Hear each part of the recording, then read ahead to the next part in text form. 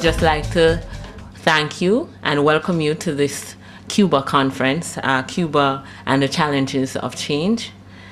We at CaPRI are very, very happy to have this conference and to also have the cooperation of the Woodrow Wilson International Center on this. But we're having him here for two reasons. One, the fact that we have all been watching the rapprochement with Cuba being made by the present government on a number of different issues, ranging from agriculture to tourism.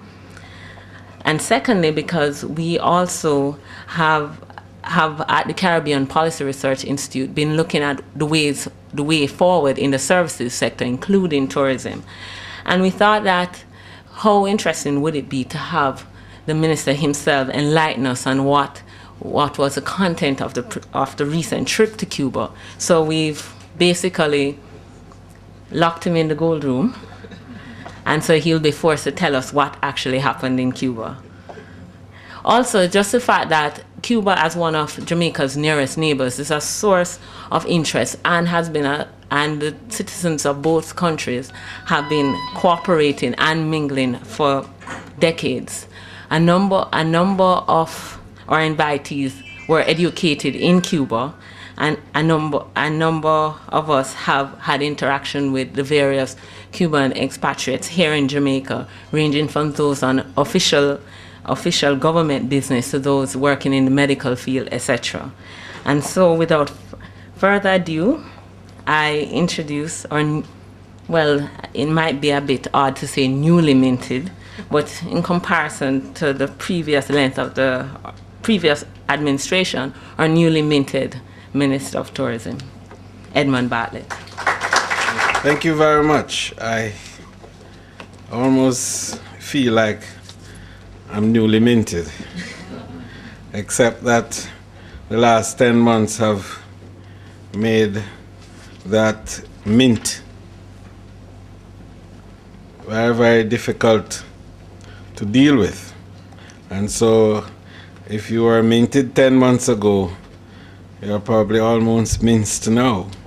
And I just coming back, in fact, out of 3 weeks of a marketing campaign in Europe and the Caribbean.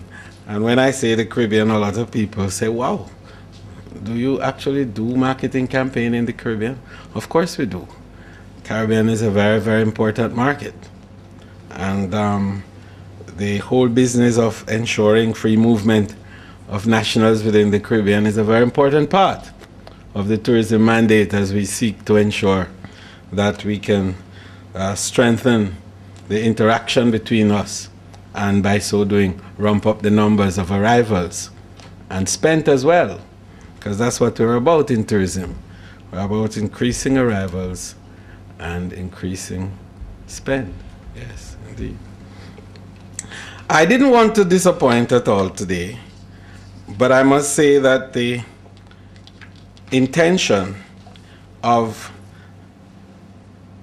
pulling out of me the dark secrets of the interactions between ourselves and Cuba recently may not materialize in the full way that you want. However, I hope that by presenting this paper this afternoon, it will give you a sense of where we are in terms of that change which is inevitable, and to position Jamaica as a key player, and in the context of a Cuban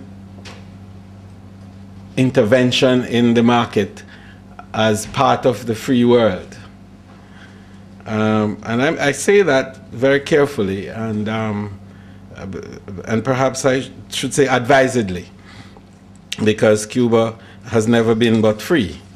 But in the context of the free world, the advent of Cuba in the free world.